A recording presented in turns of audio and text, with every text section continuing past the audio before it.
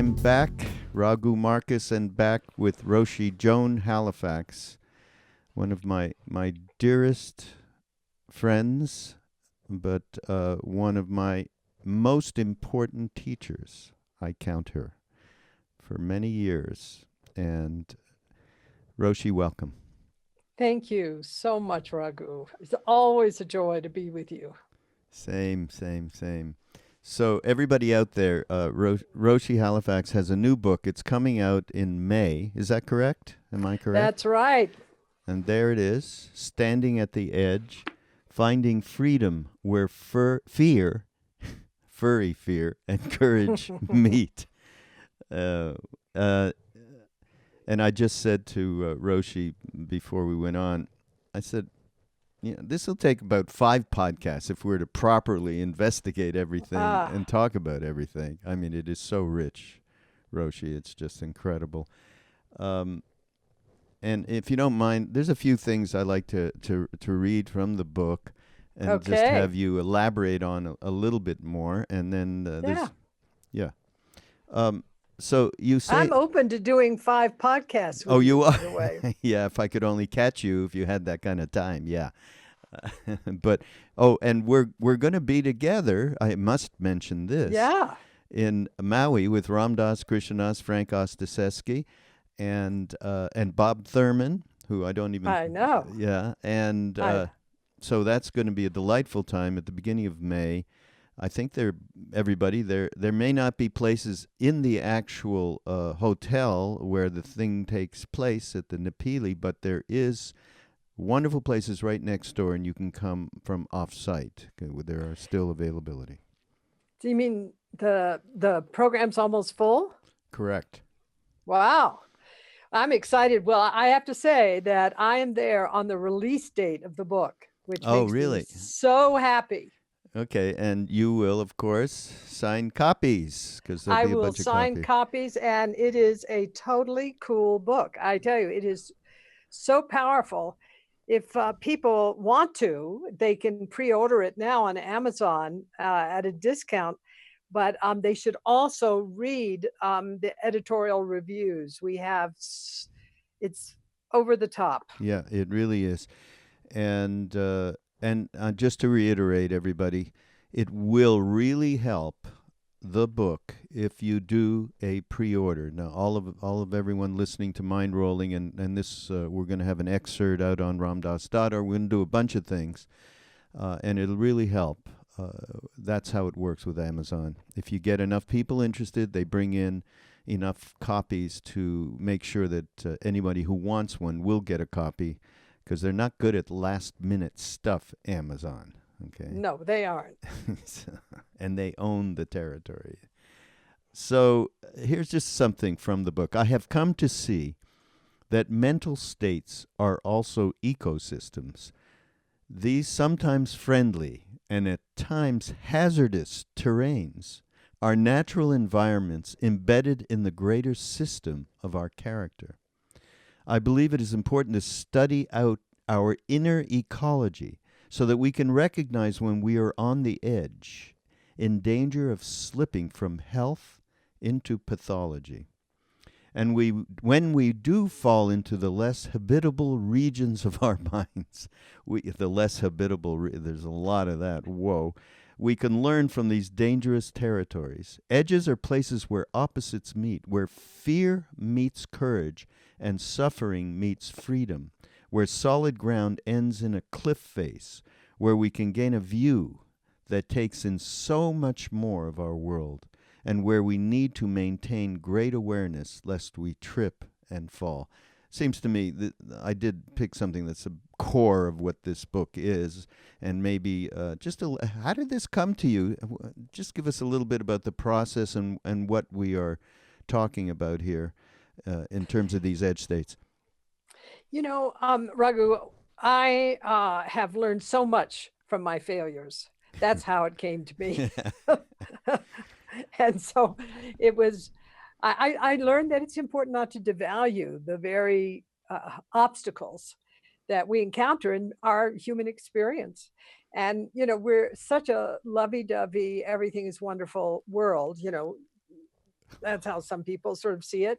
And there's a kind of rejection of the shadow side. And I'm talking not just about shadow in terms of the issues that we aren't able to access or see, but I'm talking about the negative aspects. And my failures have been my greatest teachers. Hmm. And can you talk a little bit about the different edge states that are in this book? There's Yeah. So the I explore 5 edge states, but I'm sure that we could take this perspective and actually build out even, more territories. But these are edge states that I found to be really important for people who are involved in selfless service. And yeah, so the first one is altruism. And altruism is that experience of helping others, serving others, um, where there's some kind of sacrifice and in the process of it. And that sacrifice, if you will, if it becomes too great, can harm the individual who's serving, can harm the people whom we're serving or the creatures whom we're serving, can harm the institutions that we're serving in, and can harm the institutions or even the countries that we're serving in. So there's altruism, and then the challenge side is pathological altruism. So that's a pretty big category. And I think just to be more concise, I'm going to go to the introduction where I introduce the edge states. So I talk about empathy in the book. I have a big section on each of these areas, empathy and empathic distress. And I say in the book, when we are able to sense into the suffering of another person, our empathy brings us closer to one another, can inspire us to serve, and expands our understanding of the world. But if we take on too much of the suffering of another and identify too intensely with it, we may become damaged or unable to act. Mm. And then I have a big section, Raghu, on integrity. And I say about this section, integrity points to having strong moral principles. But when we engage in or witness acts that violate our sense of integrity, justice, or beneficence, moral suffering can be the outcome. Mm. And then there's a big section on respect. And respect is a way we hold beings and things in high regard. Respect can disappear into the swamp of toxic disrespect when we go against the grain of values and principles of civility and disparage others or ourselves. Then I have a section on engagement. Engagement in our work can give us a sense of purpose and meaning to our lives, particularly if our work serves others. But overwork, a poisonous workplace, and the experience of the lack of efficacy can lead to burnout, which can cause physical and psychological collapse.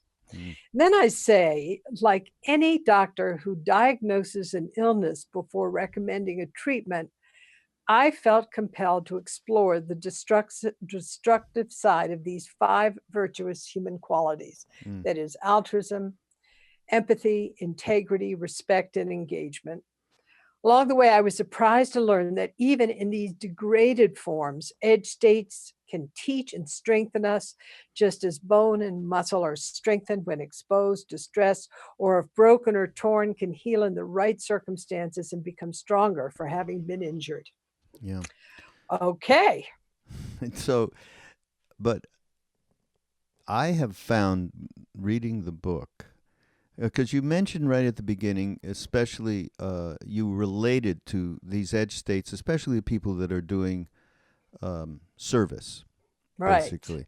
But I counter that with how meaningful many of these states that I could personally relate with. And let me, without being officially, quote unquote, doing service. And one of them was around pathological altruism. Okay. Ah, And altruism, you say, that is sourced in fear, the unconscious need for social approval, and where this next line is where I got, oh God, yes, that's me, the compulsion to fix other people. Okay, the unhealthy power dynamics easily crosses the line into harm, and yeah, so here I am. I have a healthy, unhealthy dose of wanting to fix other people. I think that's a very common attribute for many, many, many people. Especially in relationships, right?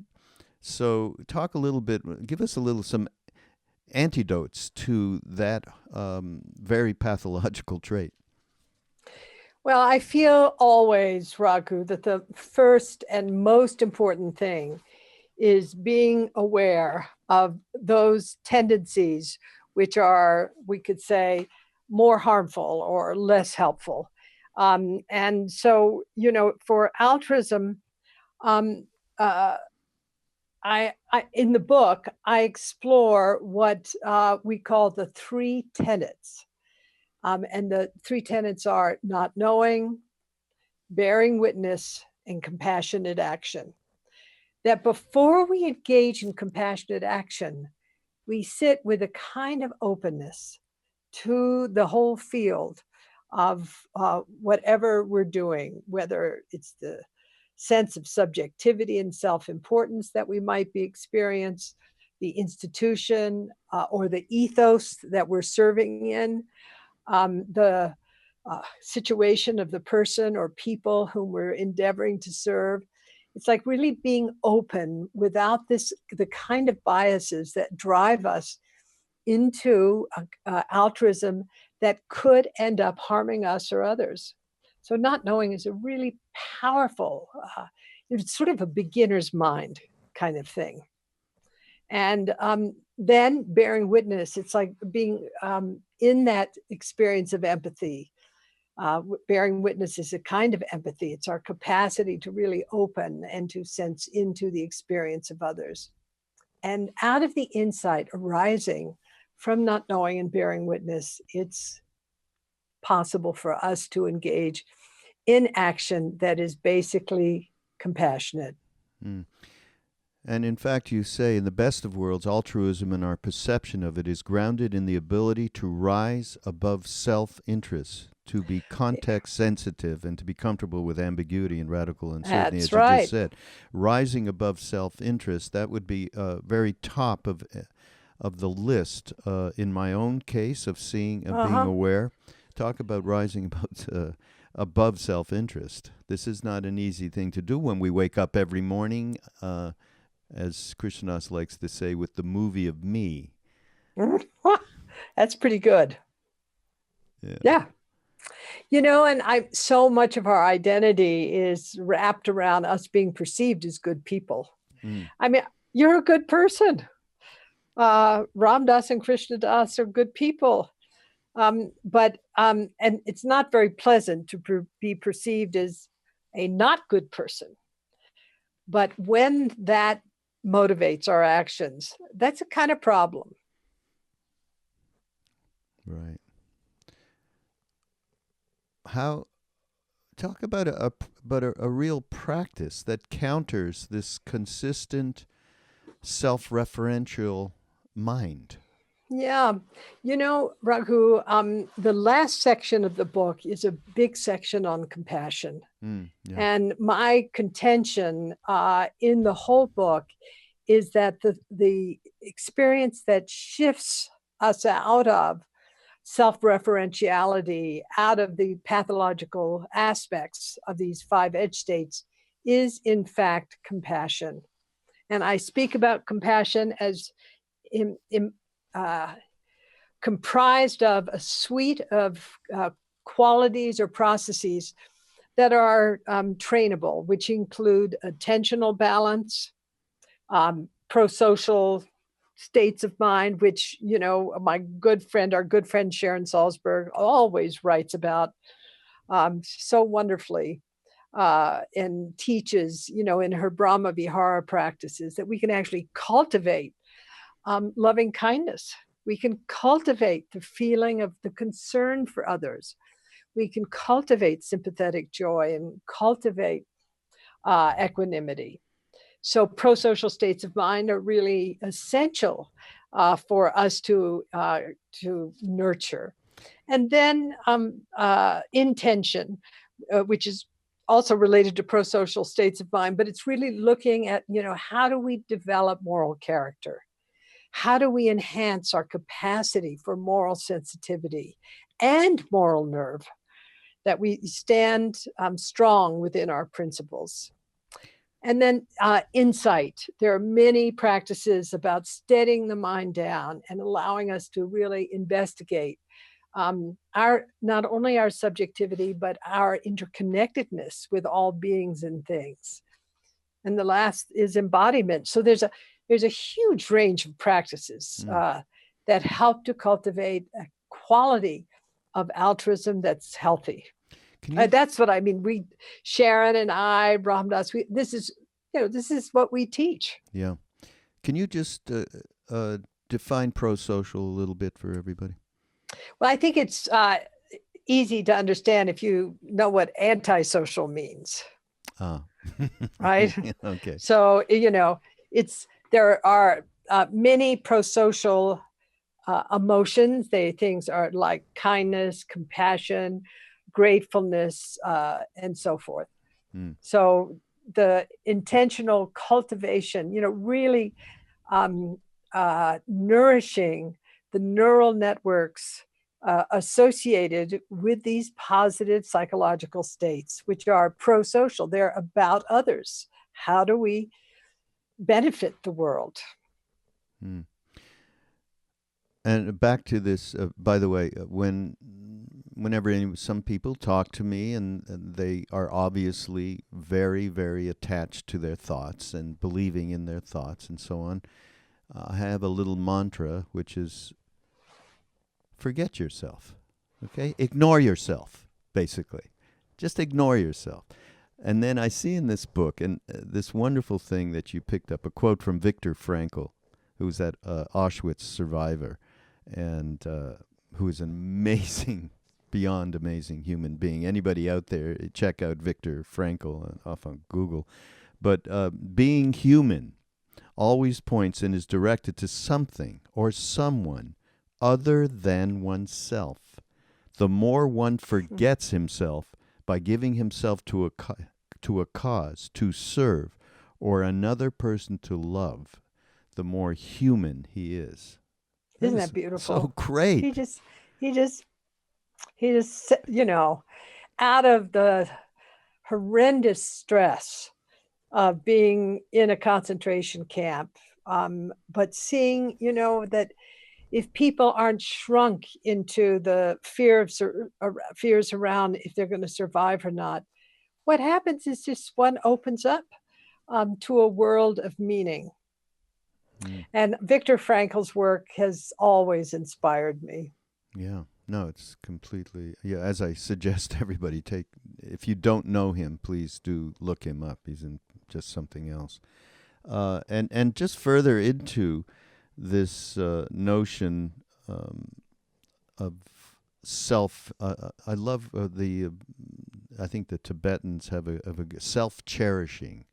I love that little phrase that they have that really says it all. You also say here, I believe what's important is our ability to recognize when we are at risk of slipping over the edge into selfishness, and to learn from the utter fragility and mystery of life.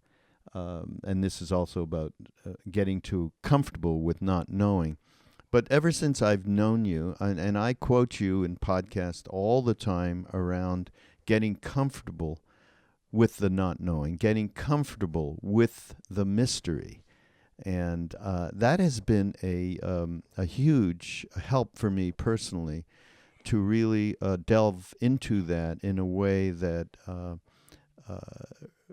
really approaches the subject of death, and that is a highly important ingredient in every part of our lives.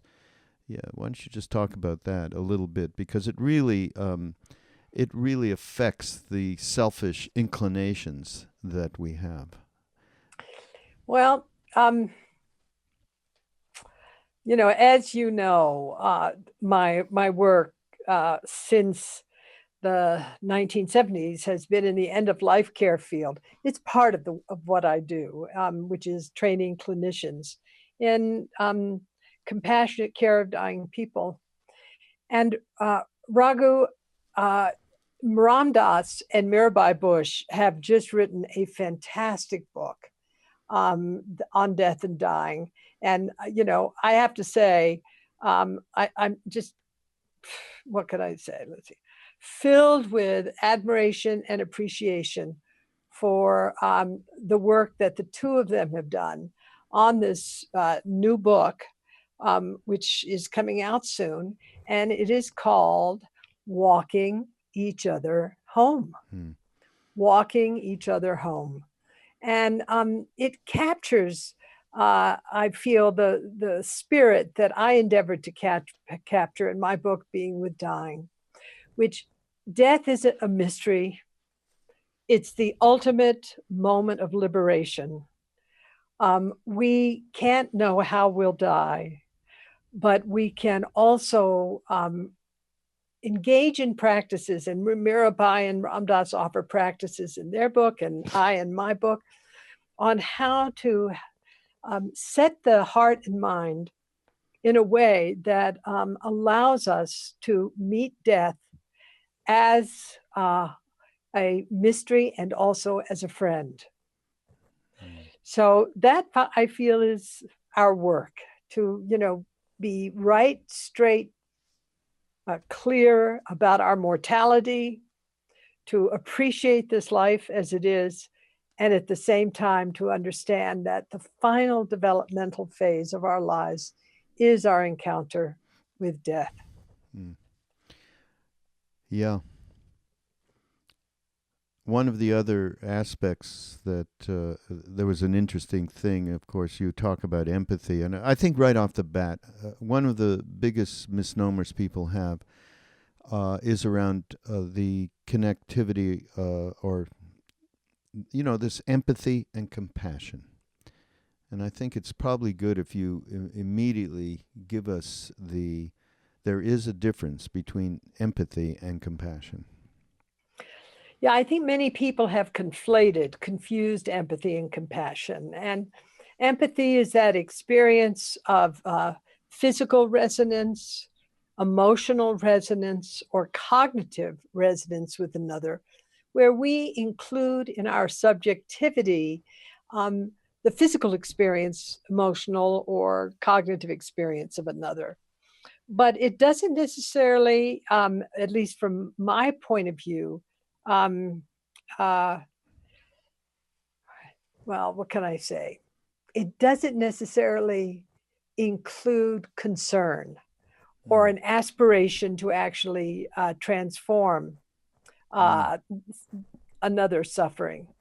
Whereas, very specifically, compassion is based on our capacity to attend to the experience of another, to actually perceive whatever the experience of another is, their suffering, to feel concern for another, and to aspire to transform that suffering into non-suffering. Mm. And, compassion can entail empathy, but it is not empathy per se. Right. And interestingly enough, you talk in the book about somatic empathy, describes the experience of strong physical resonance with another, and you gave the example of Dr. Joel Salinas. Isn't that a fascinating? Yeah. I did a podcast with him. I was like blown away by. Really, I would love to meet him. What's he like? He's fairly young. I mean, and he works in the medical profession, obviously, and he has what is called mirror touch synesthesia. Synesthesia, yeah. which allows him to sense the somatic experience of others. I mean, he told me he went into the first time he totally realized this, he went into the operating room and somebody was in such enormous distress. I can't, a heart attack or what it was. And he began to experience that to a T. And next thing he knew, he was on the floor having that attack. I mean, this launched him into, and many of these people have a very difficult way in life. I mean, they have a lot of problems because they cannot. He has managed to absorb it in a way that his awareness is extraordinarily high, and people's awareness aren't high, and I think they have a lot of trouble. But amazing. Talk about empathy. Yeah, well, when I read articles about him, I haven't met him, but I'm really looking forward to meeting him one day. So he was, his story is included in the book on somatic empathy, because he's one of the most vivid examples I've encountered of someone who can physically attune to another, but also has learned how to manage that attunement process so that he's not overwhelmed. Yeah, exactly. And many of them do get overwhelmed. And become shut-ins of sorts. Yeah, exactly. And that's why I say he's somewhat of an advanced being because he's able to really balance this in his life and has awareness and knows how to deal with it. I mean, he's pretty amazing.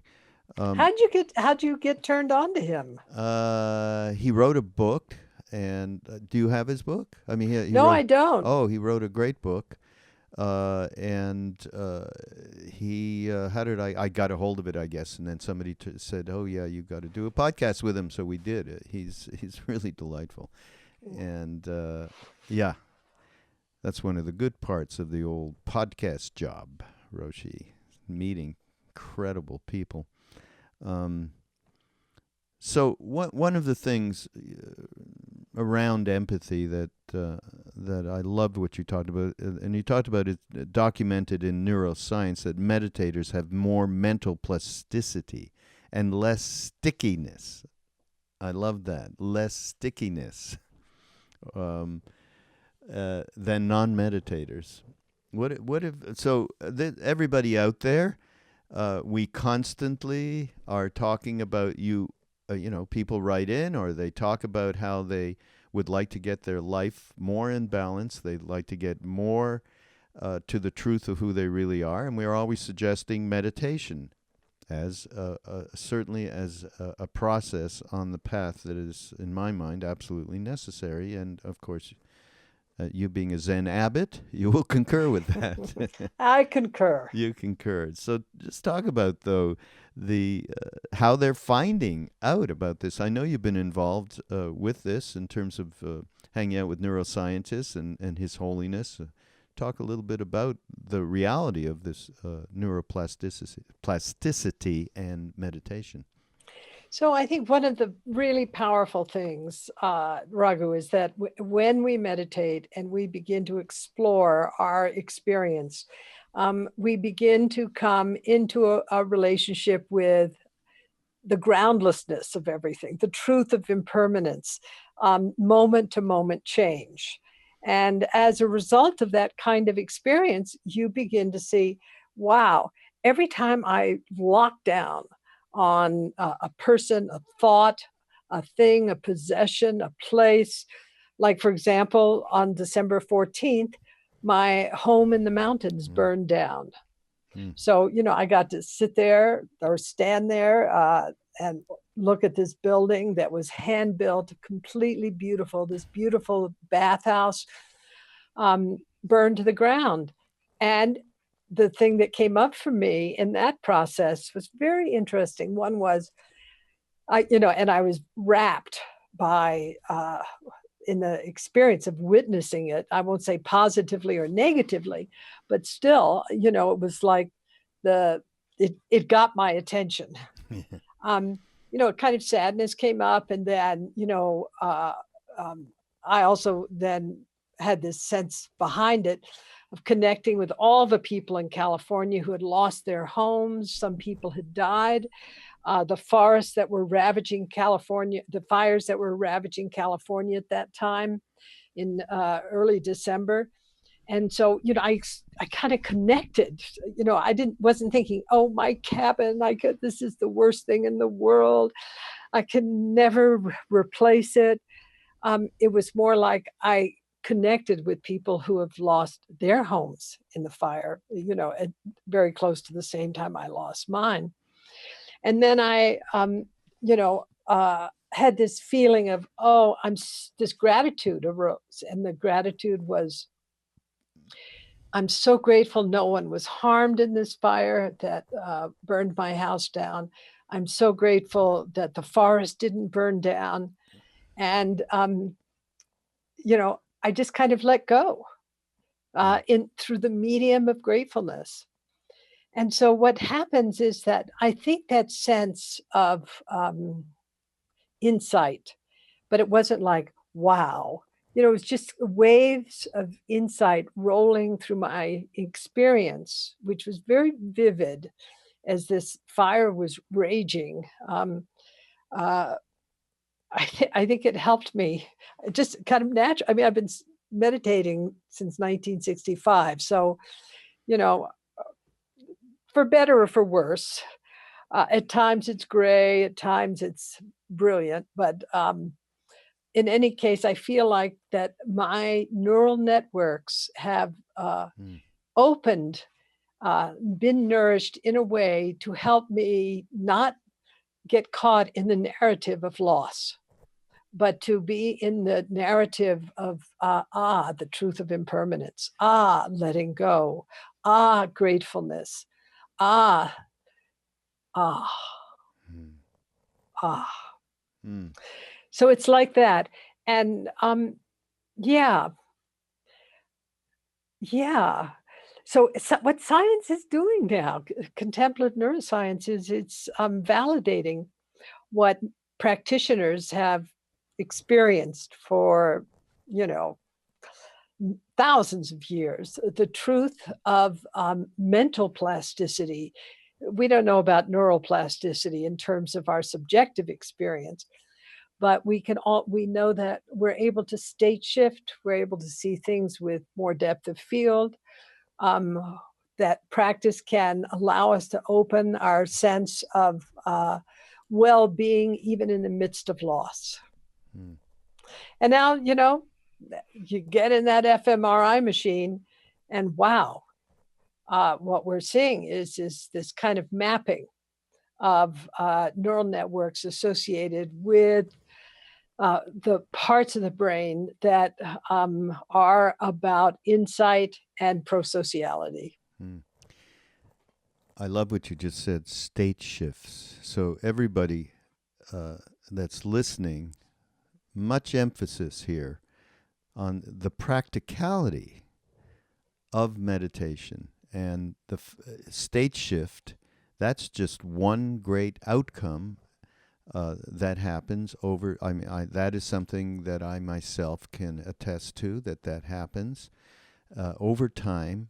So wouldn't it be great that you just didn't stay in some negative state and indulge in it like many of us have done in our lives, and that suddenly you became way more nimble?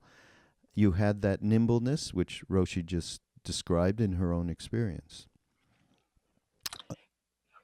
Yes. It would be a great thing. Not to mention cutting down your reactivity to these things, to negative states, which also lead to further suffering. There is also, you, of course, as you mentioned, one of the edge states being integrity. And so something struck me. Yes, I read your book and I just relate with where I am still caught. I find that very helpful, right, to point that out. And here's one of those things, which you quote the social critic, Rebecca Solnit, who I've never heard of, actually. And she talks about talking about the far left, political left, that they often engage in recreational bitterness. Isn't that a That's so fabulous term? Yeah. I was like, She just nails it. She also wrote, by the way, you should check her out. She's fantastic. She's also a close friend oh, really? and Okay. has been to Dolpo with me several times. Wrote a fabulous article about our Nomads Clinic in the New Yorker for the New Yorker, and she wrote the introduction to the book. And that woman's mind is just a treasure house. But she comes up with all these fabulous terms, including recreational bitterness, where she quotes, the perfect becomes the enemy of the good, for example. That's one of her lines. That's just so brilliant. And she also is so clear that our own political process, for those of us who are more politically inclined, which includes me and Rebecca, that the kind of carping that liberals do, or a certain sector of feminists, or certain kind of spiritual people, sort of tearing down, the efforts of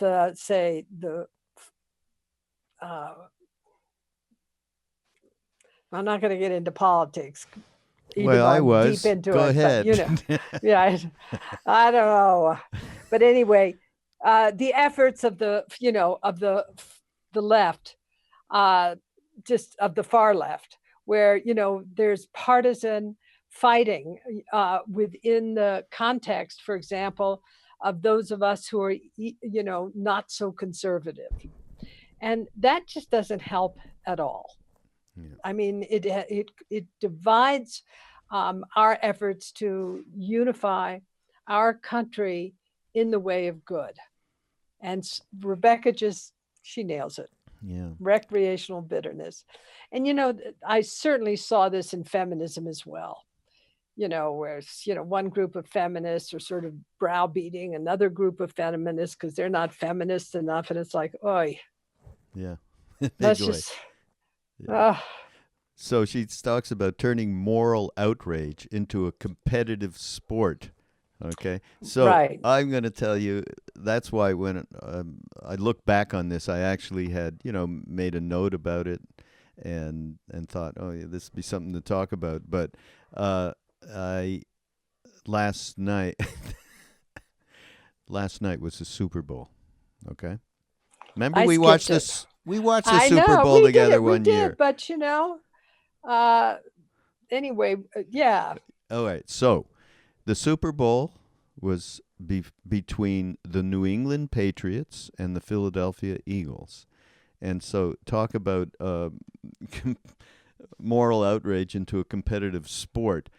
The New England Patriots are owned by a gentleman named Robert Kraft, and Bill Belichick is the coach, and the star quarterback.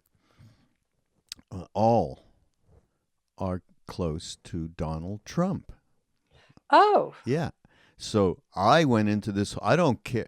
Ultimately, my team is New York Giants, so I didn't care who would really win, except for the fact I got into what Rebecca is absolutely edifying. I was it. I just wanted them to lose. I wanted them to lose because they were close to Donald Trump. Okay, so I read this. I reread this morning. I went, oh Christ, I'm right in that ball game, aren't I? But this is a huge issue, and it happens all the time, especially now with this huge polarization in this country. And it becomes, it's true. Yeah. And there's so much negativity, complaining, bullying, putting down of other people. It's really sickening. And it's impairing our deepest political process. Yeah.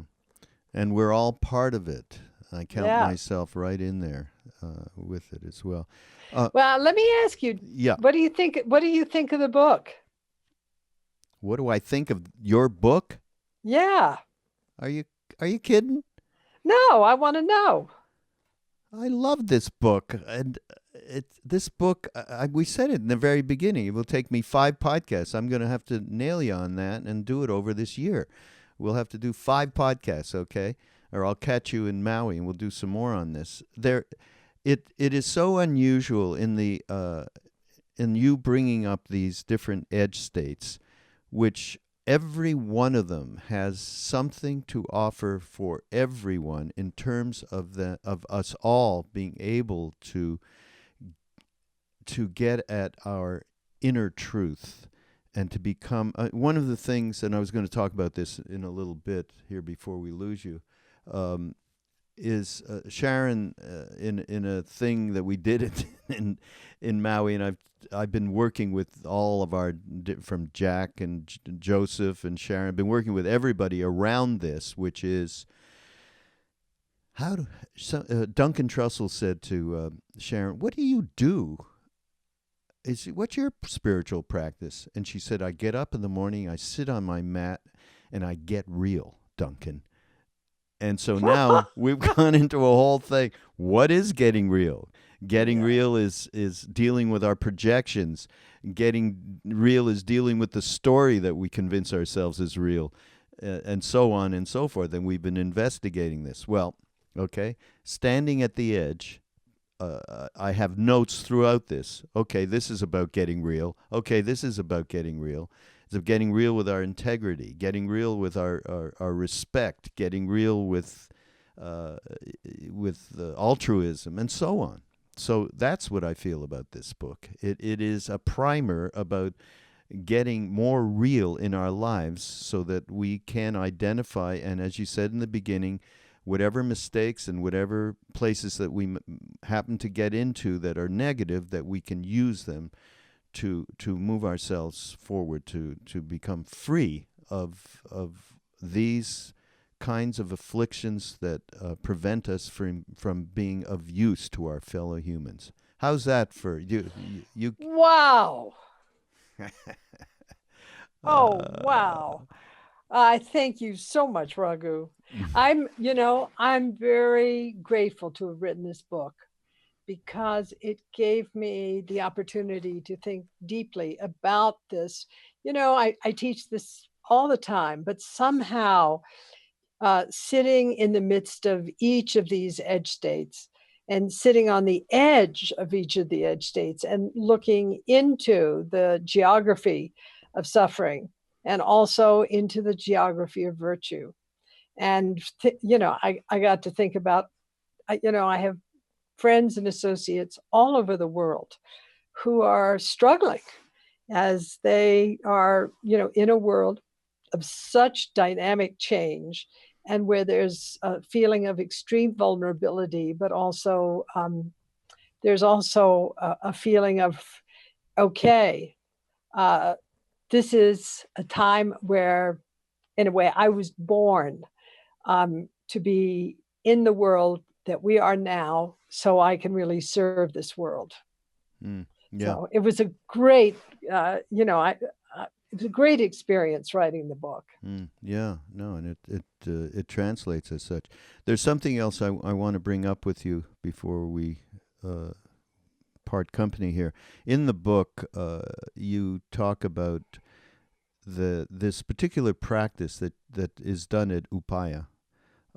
Chanting the verse of atonement is what it is. Aha. All my ancient twisted karma, from beginningless greed, hate, and delusion, born of body, speech, and mind, I now fully atone. Sounds like Yom Kippur, Day of Atonement a little bit. The word atone is a good one. And so I was brought up, it was such a good and evil thing in my, being brought up Jewish. It's a very difficult word. But atonement, and this twisted me into a different direction, means at one-ment, not separating from the truth of our of the whole of our lives, and bringing the fractured pieces together as an act of brave and honest conciliation. So one of the other things that I've been working on, and I really wanted to get your perspective of, and that is around karma, because that is what we're talking about here in this particular prayer, is to transform. Can you talk to us a little bit about karma, and I mean many people, of course, cause and effect, and there's the simplistic stuff around it. I actually did a podcast, Roshi, with Robert Svoboda. I don't know if you know who Robert Yeah. is. Yeah. So Robert, and the third book of his Agora books was called The Law of Karma, and he really had some just absolutely beautiful. He passed along some beautiful definitions and characterizations of karma from Vimalananda. But can just in your own life and your practice, and I really want to get at how we can use the wisdom of karma to help in our transformation process. I think there are a number of perspectives here that are interesting. One is that if we have the insight of interdependence, interconnectedness, and interpenetration, that we are in this kind of Indra's net of connection, we begin to understand something about what Teilhard de Chardin talked about. He said, in the evolution of consciousness, the more consciousness there is, the more responsible we are. And so taking responsibility is really one of the key aspects for me in our understanding of karma. We can't say, for example, if a child, little baby pulls the trigger on a gun accidentally and kills his parent, we can say, oh, that's a certain kind of karma. But holding that child responsible is not within reasonableness at all. So that's one aspect. To understand our interconnectedness, to understand the role of our responsibility, and to also understand that bad things happen to good people, and we can attribute it to something in a past life, or we can look at it as an opportunity for development. And so part of, I think, of what makes this book interesting from the karmic perspective is that it's not to turn away from the difficulties we encounter, like the bad karma part of our lives, whether we've sown it or been subject to it, but that we have the opportunity to use the hand that we've been dealt as a way to develop moral character and as a way to ultimately open up compassion within our own lives in order to serve others.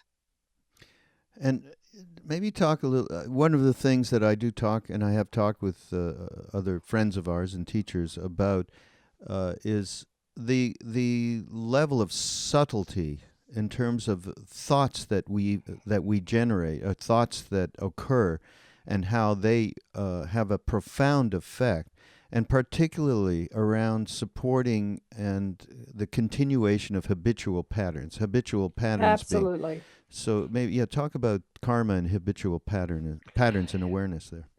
Well, the reason why many of us practice is to become aware of our self-talk, and to actually identify the memes or the patterns of thinking or the biases or the views that distort our perception of reality.